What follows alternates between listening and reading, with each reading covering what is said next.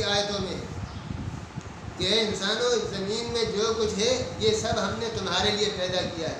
اس انقلابی اعلان سے انسانیت کو یہ حوصلہ ملا کہ وہ شجر اور حجر کی مورتیاں نہ بنائے، ان کو ستانوں میں اور صنم قدوں میں سجا کر ان کے آگے ماتھا نہ ٹیکے اور کسی چیز سے مرغوب نہ ہو، بلکہ وہ پتھر سے جوہر کو نچوڑے، وہ زمین کی ساری تخلیقات سے، معدنیات سے، مصنوعات سے، نباتات سے، جمادات سے اور ساری چیزوں سے وہ فائدہ اٹھائے، ان چیزوں میں عمل دخل کرے۔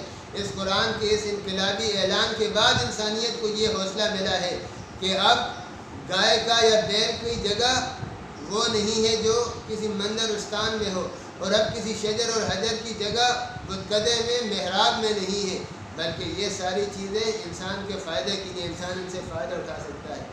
قرآن کے اس انقلابی اعلان کے بعد ہی سائنسی ترقی ہوئی اور سائنس اس قابل ہوئی ہے کہ وہ ذروں کے دور سے اٹھ کر کروں کے دور میں داخل ہوگی، وہ ایٹم کے دور سے نکل کر وہ مصنوعی سیاروں اور سیٹلائٹ کے دور تک پہنچ گئی ہے۔ یہ حوصلہ اور شعور آسمانی شریعتیں انسان کو دیتی ہیں، اور سب سے زیادہ قرآن مجید نے اور حضور کی شریعت نے انسانوں کو یہ حوصلہ دیا ہے کہ وہ کائنات کی ہر چیز پر ریسرچ کرے، کیونکہ انسان اشرف المخلوقات ہے، انسان اس کائنات میں مخدوم ہے۔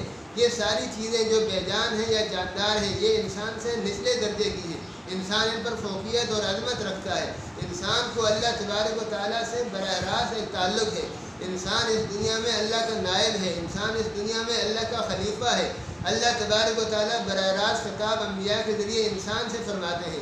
اللہ تبارک و تعالیٰ نے پہلے انسان کو پیدا کرتے وقت فرشتوں سے یہ فرمایا تھا کہ میں زمین میں اپنا نائب بنانے والا ہوں۔ اتنا بڑا اعزاز، اتنا بڑا تاج اس انسان کے سر پہ سجا ہوا ہے، اور انسان کی اس عظمت اور انسان کے اس مرتبے کو انبیاء ہی آ کر انسان کو سمجھاتے رہے ہیں۔ انبیاء کی تعلیمات کو اگر آپ درمیان سے نکال لیں، پیچھے جو کچھ بچے گا وہ کیا ہوگا کہ شیطانوں نے انسانوں کو یہ پٹی پڑھائی۔ شیطان انسان کا دشمن ہے۔ حضرت آدم کے آگے سجدہ نہ کر کے شیطان نے پہلے دن یہ اعلان کیا تھا کہ میں انسان کو بھٹکا کے رہوں گا، آپ مجھے مہلت دیں۔ اس کی وجہ سے میں راندے درگاہ ہوا اور میں یہاں سے مردود و مبغوض ہوا، میں اس سے اپنا بدلہ دوں گا۔ اس کے نتیجے میں شیطان نے یہ کیا کہ اس انسان کے سر پر اللہ نے اپنی نیابت اور خلافت کا تاج رکھا ہے، اس انسان کو پتھر کے آگے بھی جھکایا، اس کو اتنا ذلیل کیا، اور شیطان کے آنکھیں میں آ کر انسان اس ذلت کو گوارا کرتے رہے ہزاروں سال تک، اور انسانوں میں سے کھٹپینچ اور ملے شیطان کے اس مشن کو زور زبردستی، جبر و قہر سے انسانوں سے منواتے رہے کہ وہ مورتیوں کے آگے ماتھا ٹیکے، وہ شجر کے آگے جھکے، وہ حجر کے آگے جھکے، وہ لات اور منات اور عزا اور نائلہ کے آگے جھکے، وہ ان کے گن گائے اور وہ ان کی تسبیحیں پڑھے اور ان کے تقدس کے گن گائے۔ یہ ساری چیزیں وہ چیز ہے جو شیطان نے کہا تھا کہ میں انسان کو گمراہ کر کے رہوں گا، بھٹکا کے رہوں گا۔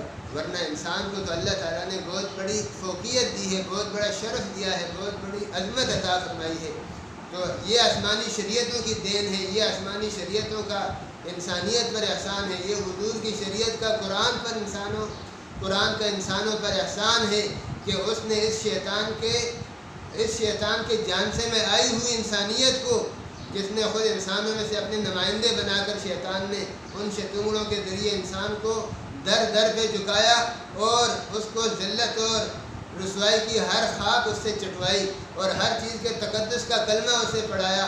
انبیاء نے، شریعتوں نے، قرآن نے، اسلام نے، حضور نے، حضور کی وحی نے، حضور کی سنتوں نے، حضور کی حدیثوں نے انسانوں کو بتایا کہ اس کے سر پر عظمت کا کون سا تاج سجا ہوا ہے، اللہ کے ہاں اس کا کیا مقام ہے، اس کا کیا مرتبہ ہے۔ اس کے بعد انسانوں کو یہ شعور ملا کہ وہ شجر و حجر کے آگے ماتھا ٹیکنے کے بجائے ان سے جوہر نچوڑیں، ان سے مصنوعات اور ایجادات کریں۔ میں عرض کرتا ہوں کہ جو قومیں اسلام کو نہیں مانتی ان پر بھی اسلام کے احسان ہے، پورے مغرب اور ویسٹ پر اسلام کا احسان ہے۔ وہ آج جن سائنسی لیبارٹریوں میں بیٹھ کر تذکیر شمس و قمر کر رہا ہے، مادی اعتبار سے ترقیوں کے جس مقام تک بھی پہنچا ہوا ہے، ان کی اس مادی ترقی پر بھی اسلام کا احسان ہے، ان کی یہ مادی ترقی بھی اسلام کی مرہون منت ہے۔ کیا ان کو وہ دن بھول گئے جب پادری پادری ان کے ایک سائنسدان گلیلے کو اس بات پر سزا دیتی تھی کہ اس نے یہ نظریہ کیوں پیش کیا کہ زمین سورج کے گرد گردش کر رہی ہے. وہ کہتے تھے یہ انجیل مقدس کے خلاف ہے. تو انسانوں کو تو اس طرح کی گمراہیوں میں دھکیلا گیا ہے. آج اگر وہ مغرب تسخیر شمس و قمر کر رہا ہے اور ساری دنیا میں مادی اعتبار سے تسخیرات کر رہا ہے تو یہ قرآن کے وَلَكُمْ مَا فِي الْأَرْضِ جَمِيعًا کے انقلابی اعلان کے بعد انسانیت کو یہ حوصلہ و شعور ملا ہے. آج یورپ اس بات کا اعتراف کرتا ہے کہ وہ اسپین کے شاگرد ہیں. وہ اسپین جس نے یورپ میں اسلام کی شمع جلائی، جس نے یورپ میں ہدایت کی شمع جلائی، جس نے 800 سال تک یورپ کے اندر بیٹھ کر انسانیت کو یہ سمجھایا کہ یہ کائنات کیا ہے، اس کا نظام کیا ہے، اس کا پیدا کرنے والا کیا ہے، اس کائنات کے مٹیریل اور مادے کی حیثیت کیا ہے. اور وہاں سے پڑھ کر ابو علی سینا کو، ابن رشد کو یورپ آج تک نہیں بھولا ہوا. ابو علی سینا، ابن رشد اور الخوارزمی اور قاسم الظواہری، جن کو یورپ آج بھی یہ اعتراف کرتا ہے کہ ہمارے میڈیکلی سائنس کے بھی یہ امام ہیں، ہمارے فزیکلی سائنس کے بھی یہ امام ہیں. اور اسپین کی یونیورسٹیوں سے یورپ کے طالب علموں نے وہ علم سیکھا جس کو جا کر جب وہ یورپ میں انہوں نے پھیلایا تو وہاں پر وہ انقلاب آیا جس سے آج دنیا وہاں تک پہنچی ہے جہاں تک ہمیں نظر آ رہی ہے. ورنہ اس سے پہلے تو وہ منظر تھا جو ابھی میں نے عرض کیا کہ ہم سے پہلے تھا عجب تیرے جہاں کا منظر، کہیں معبود تھے پتھر کے، کہیں مسجود شجر.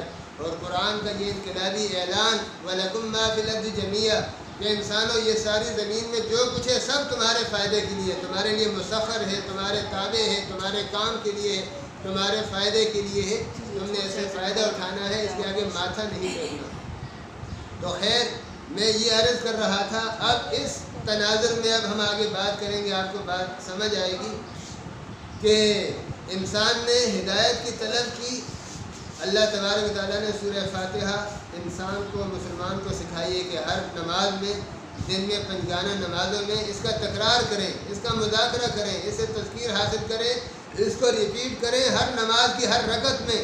اور ہمارے دربار میں آ کر یہ ہمیں سنائیں، اس کی ریکویسٹ اور درخواست اس کے الفاظ کی شکل میں ہمارے سامنے پیش کریں تاکہ یہ بات یاد تازہ ہوتی رہے کہ ہم ہر وقت، ہر دن، اور دن میں 5 وقت ہدایت کے محتاج ہیں. ہمیں دن میں 5 وقت اپنی ہدایت کی بیٹری چارج کرنی پڑتی ہے، اللہ کے دربار میں حاضری دینی پڑتی ہے اور اللہ کے دربار سے ہمیں تازہ بتازہ ہدایت ملتی ہے. اللہ اکبر. نماز بے فائدہ چیز تو نہیں، نماز کا ایک مقصد ہے، نماز کی ایک روح ہے.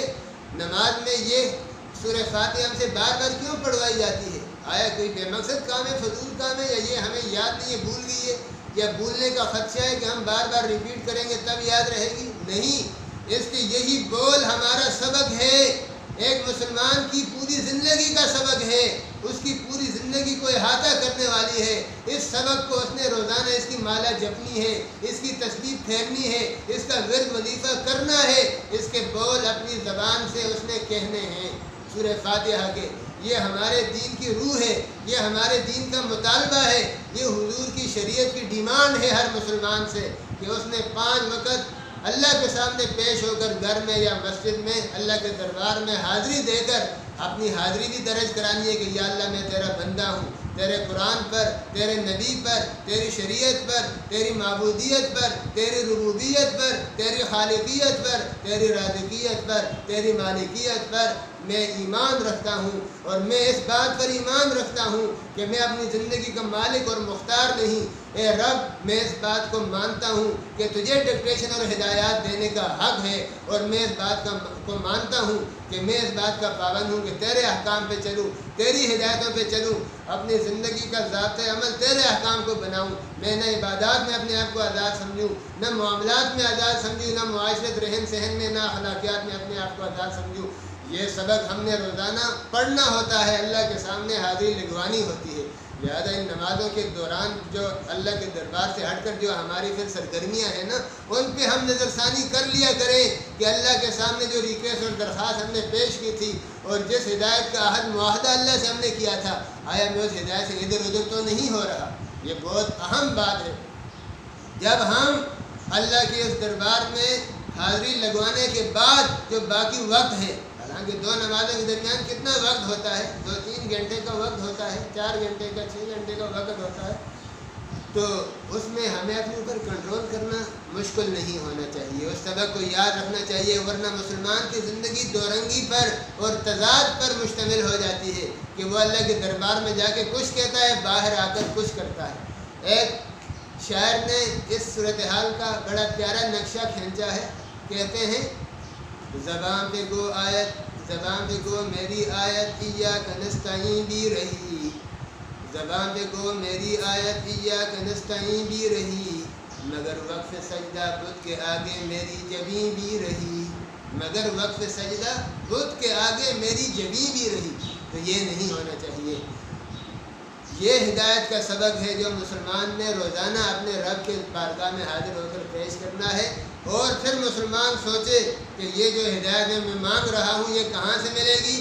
آگے پورا قرآن ہمارے گھر کے طاقتوں میں موجود ہوتا ہے. اس میں وہ پورا منشور اور دستور لپٹا رکھا ہوتا ہے جس کی بہت دفعہ ہمیں توفیق نہیں ہوتی کہ ہم سورہ فاتحہ کی طرح اس منشور اور دستور کو بھی تازہ کر لیں اور اس کو دیکھ لیں کہ اس کے مطالبات ہماری زندگیوں میں کس حد تک ہیں. تو بہرحال ذالک الکتاب سے اس کا جواب دیا جا رہا ہے جو ہم نے ریکویسٹ پیش کی اللہ کے آگے اہدنا الصراط المستقیم کی شکل میں.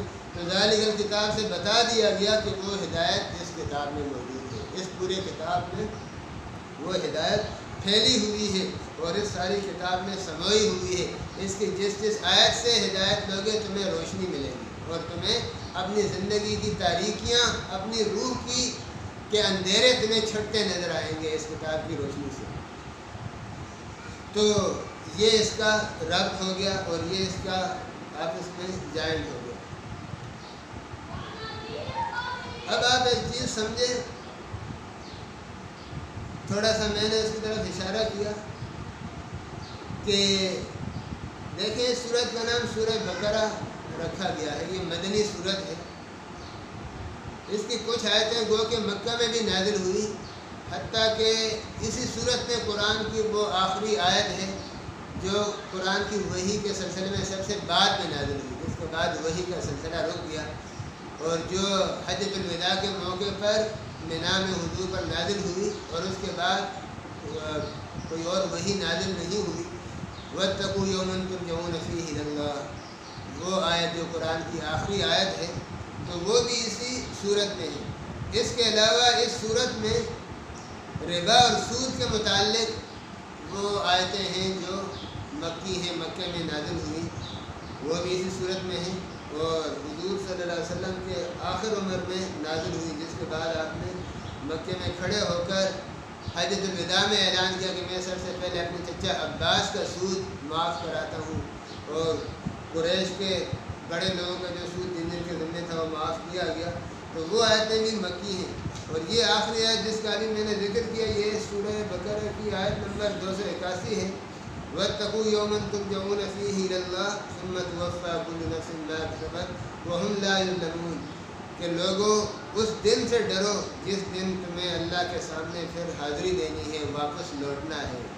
قرآن دنیا میں مکمل ہو چکا ہے، اب آسمانی وحی کا کنیکشن ختم ہو رہا ہے. تو آخری نصیحت جو اللہ تعالیٰ انسانوں کر رہے ہیں کہ سب کچھ ہم نے تمہیں دے دیا، اب تم نے یہ خیال رکھنا ہے اور تم نے اس بات سے بچنا ہے اور قیامت کے دن کو یاد رکھنا ہے کہ اللہ کے آگے تمہیں شرمندگی نہ ہو اور اس کتاب سے انحراف کر کے تم کہیں اور بھٹک نہ جاؤ. تو آخری نصیحت قرآن کی ہے کہ ڈرو اس دن سے جس دن تم اللہ کی طرف واپس پلٹو گے، قیامت کے دن کو. اب قیامت پر اللہ کے ساتھ ملاقات ہوگی، اللہ کے حاضری ہوگی، پوچھ گچھ ہوگی، حساب کتاب ہوگا. تو اس وقت تک کے لیے تمہیں یہ نصیحت کی جاتی ہے ثم توفی کل نفس ما کسبت وهم لا یظلمون. پھر اس دن ہر نفس کو اور ہر جان کو پورا بدلہ دیا جائے گا اس کا جو اس نے کمایا، اور اس پہ کچھ بھی زیادتی نہیں ہوگی.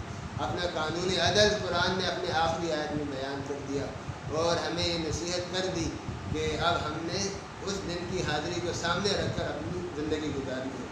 تو یہ آیت قرآن کی جو آخری آیت ہے یہ مکی ہے، اور اس سے پہلے ربا کی آیتیں ہیں سود کے متعلق، یا ایھا الذین آمنوا اتقوا اللہ وذروا ما بقی من الربا، یہ مکی ہیں.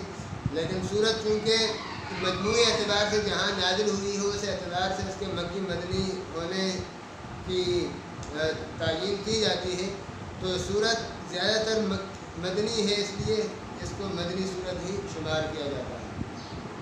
اور اس صورت کے بارے میں حضور صلی اللہ علیہ وسلم نے حدیث میں فرمایا ہے کہ اس کا باطل جو ہے اس کا مقابلہ نہیں کر سکتا۔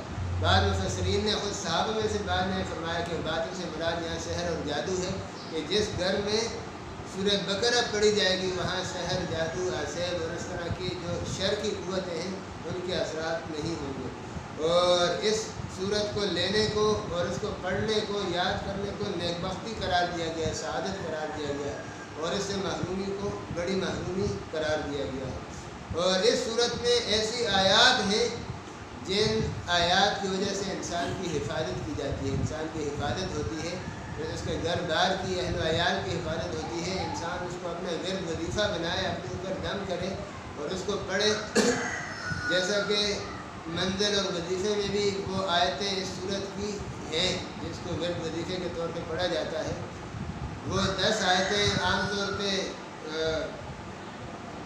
طے کی جاتی ہیں۔ سورہ بقرہ کے شروع کی 4 آیتیں، الف لام میم ذالک الکتاب سے 4 آیتیں، اور آیت الکرسی اور اس کے بعد والی 2 آیتیں، اور پھر آخری 3 آیتیں، للہ ما فی السماوات وما فی الارض۔ یہ 10 آیتیں بطور ورد اور وظیفے کے ہماری منزل میں، وظیفے میں، اور جو بزرگان دین سے اور امت کے نیک صالح لوگوں سے جو اوراد، وظائف اور ان کے معمولات منقول ہیں اور آثار اس بارے میں ہیں، تو ان 10 آیتوں کو ورد وظیفہ بنانے سے انسان بہت سی بلاؤں سے، آفات سے، بلیات سے، سحر سے، جادو سے، ان چیزوں سے بھی محفوظ ہو جاتا ہے۔ تو اس صورت کا نام سورہ بقرہ ہے۔ بقرہ گائے کو کہتے ہیں، اور اس صورت میں آگے گائے کا ذکر آتا ہے۔ یہودیوں نے میدان تی میں سامری کے کہے میں آ کر گوشالہ پرستی کی تھی، بچڑے کو پوجا تھا ایک، تو وہ گائے کا حوالہ ہے۔ اس کے علاوہ ان کو گائے کے ذبح کرنے کا حکم دیا گیا تھا۔ جب ان میں قتل کا واقعہ ہوا اور یہ قاتل کو معلوم کرنا چاہتے تھے، حضرت موسیٰ علیہ السلام سے درخواست کی، تو ان کو گائے کے ذبح کرنے کا حکم دیا گیا تھا۔ پھر ایک خاص طریقے سے قاتل کا پتہ معلوم کرنے کا ان کو بتایا گیا تھا۔ تو گائے کا اس صورت میں ذکر ہے، اس حوالے سے اس کا یہ نام رکھا گیا ہے۔ باقی اس صورت میں آغاز سے ایمان والوں کا تذکرہ ہے، اولئک هم المفلحون کا، ایمان والوں کا تذکرہ ہے، ان کی صفات بتائی گئی ہے۔ اس سے آگے 2 آیتوں میں کفار کا تذکرہ ہے، اور اس سے آگے پھر اگلے رکوع میں منافقین کا تذکرہ ہے، اور اس سے اگلے رکوع میں پھر سارے انسانوں سے خطاب ہے۔ قرآن مجید نے 4 گروہوں سے بہت بحث کی ہے، اور یہ قرآن کا ایک موضوع ہے۔ ان گروہوں سے بحث، جیسے کل گزرا تھا نہ ماننے والوں کے احوال میں، یہ 4 گروہ قرآن میں بار بار ان کا ذکر آیا ہے، اور قرآن نے ان سے مباحثہ اور مکالمہ کیا ہے، اور ان کے برے اعمال اور احوال اور عقائد پر قرآن نے گرفت کی ہے اور ان کی قباحت بتلائی ہے۔ ان میں سے ایک مشرکین کا گروہ ہے، ایک یہودیوں کی جماعت ہے، یہودی قوم ہے، اور ایک عیسائیوں کی قوم ہے، اور ایک منافقین ہے۔ ان 4 گروہوں سے قرآن کا مباحثہ چلتا ہے۔ شاہ ولی اللہ صاحب رحمہ اللہ نے ان 4 گروہوں کو انہوں نے ہائی لائٹ کیا ہے کہ قرآن مجید کی جو آیات جدل ہیں، جو آیات مباحثہ ہیں، وہ ان قوموں کے ارد گرد گھومتی ہیں، اور قرآن مجید نے ان قوموں کی نفسیات، ان کے حالات، ان کے عقائد، ان کے نظریات اور ان کی ہسٹری اور تاریخ میں جو کچھ انہوں نے کیا ہے دنیا میں، ان کے فساد اور سرکشی کے بہت سے واقعات اور اس کے ہولناک نتائج، اور خود ان قوموں پر عذاب کے مختلف واقعات، دنیا میں اللہ تعالیٰ کے پکڑ آنے کے واقعات، قرآن مجید نے ان سے بحث کی ہے۔ تو آگے یہ ساری چیزیں چلیں گی۔ اب میں تھوڑی سی ایک بات الف لام میم پر حروف مقطعات پہ عرض کروں گا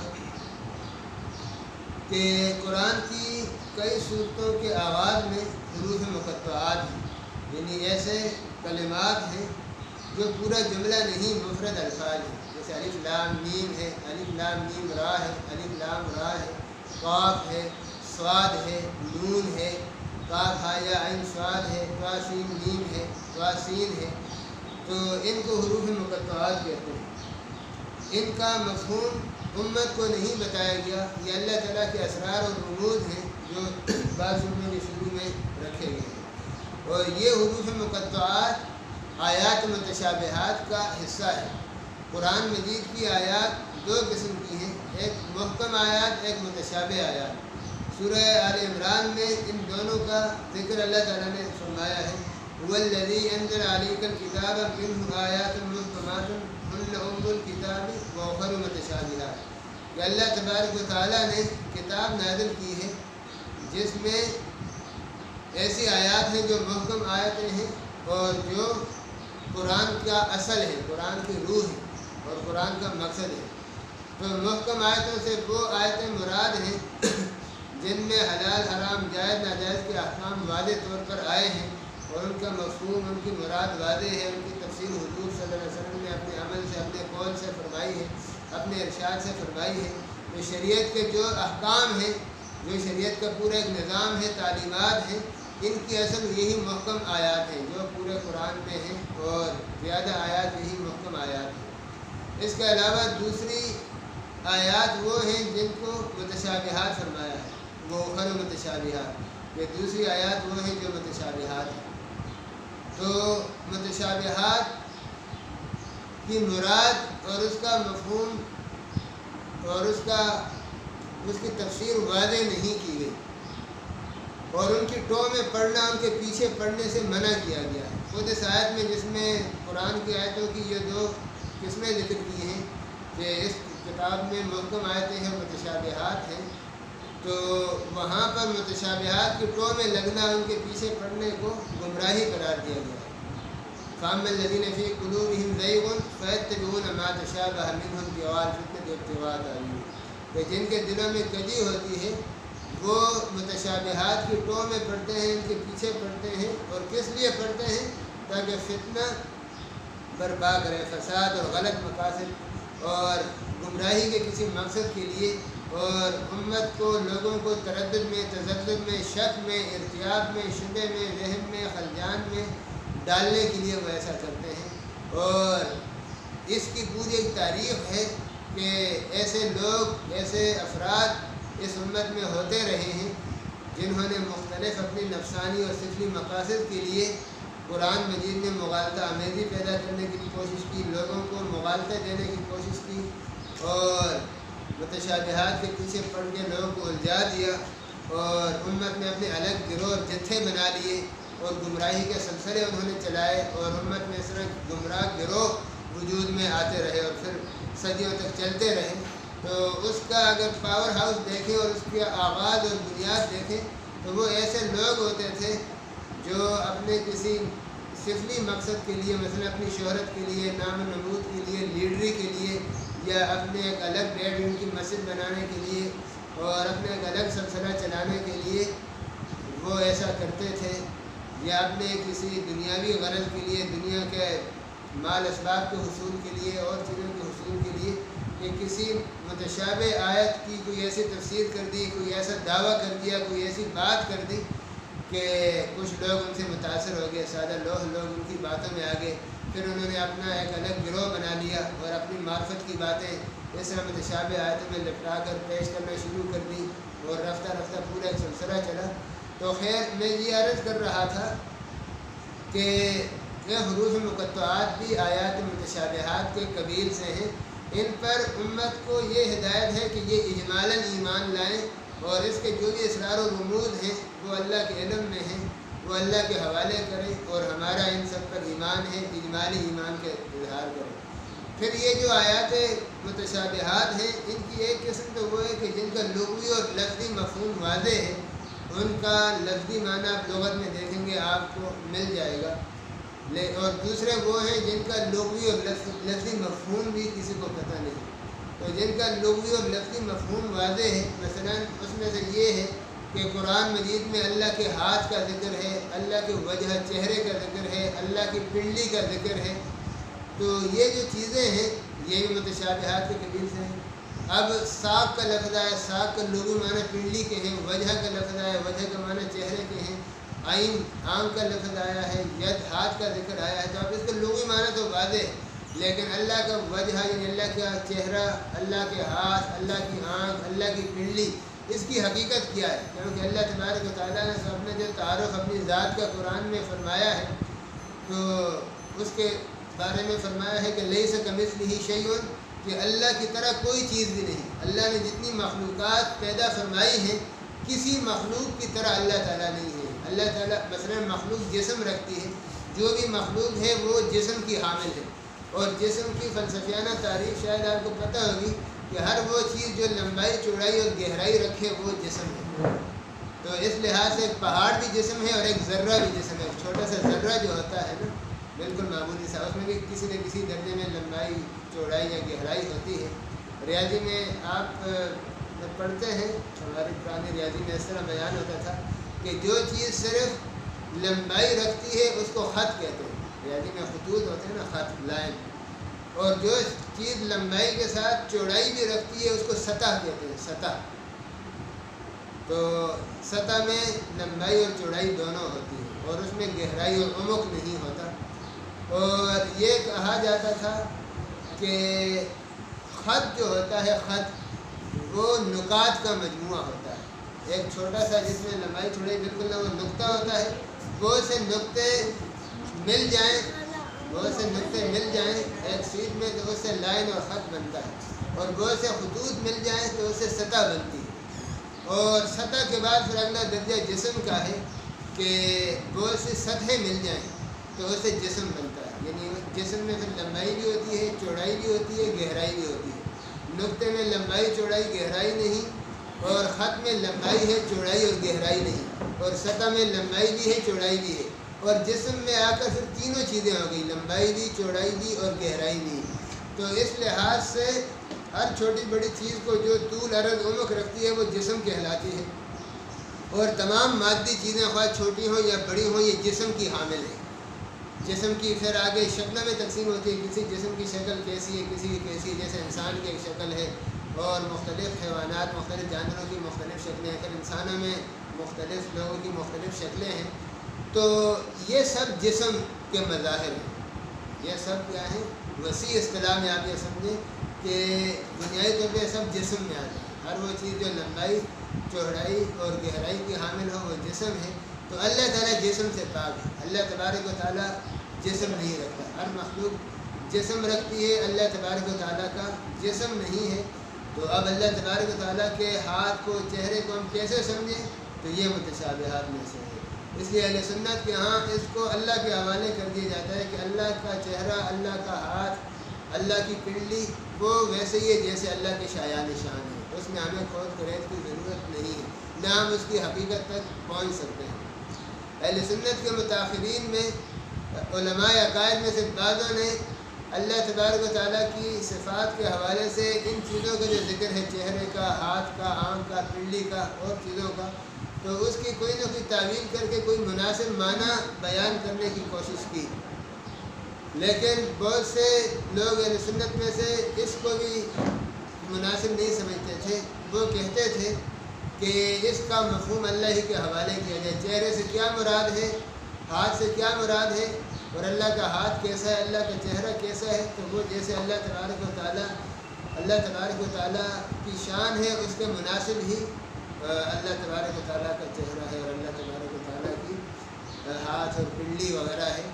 تو ایک تو یہ متشابہات ہے جس میں اللہ تبارک و تعالیٰ کے اعضاء کا، اللہ تبارک و تعالیٰ کے بعض صفات کا ذکر ہے اور اس کو بیان کیا گیا ہے، تو اس کا لغوی مفہوم واضح ہے اور اس کی مراد واضح نہیں۔ دوسرے متشابہات یہ ہیں جو حروف مقطعات ہیں، جس میں اللہ تبارک و تعالیٰ کے اس کا بھی ذکر نہیں، اس کا لفظی مفہوم بھی واضح نہیں ہے، تو یہ حروف مقطعات اسی قبیل میں ہیں۔ الف لام میم، الف لام را، یہ سب اسی قبیل سے ہیں کہ اس کا لغوی مفہوم بھی کسی کے سامنے واضح نہیں ہے، لیکن اس کے مفاہیم تو ہیں، اس میں بڑے اسرار و رموز ہیں۔ اب یہاں پر ایک بات میں آپ سے عرض کرتا ہوں کہ بعض صوفیاء نے اور بعض علماء نے حروف مقطعات پر بحث کی